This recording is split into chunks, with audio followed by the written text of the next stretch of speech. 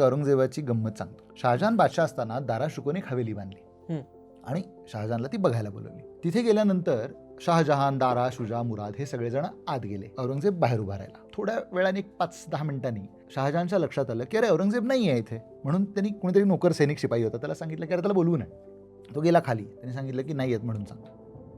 बरं. शहाजहान म्हटला बरं ठीक आहे, हरकत नाही. थोड्या वेळाने त्यांनी त्या शिपायाला सांगितलं की जा आणि त्याला सांग हुजुरांनी फरमान पाठवले. बरं. वडील मुलाला बोलवत नाहीये तर बादशाह त्याच्या सब्जेक्टला बोलवतोय, प्रजेला बोलवतोय. सांगितलं की हुजुरांना सांगा नाफरमानीची जी काही शिक्षा असेल ती करा, पण मी काही येणार नाही.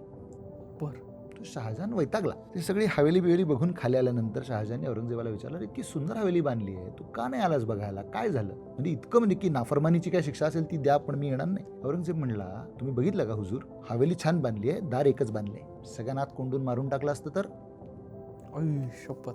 म्हणून म्हणलं तुमच्या संरक्षणासाठी मी बाहेर उभा होतो.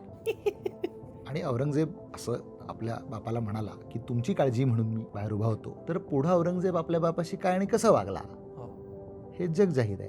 करेक्ट.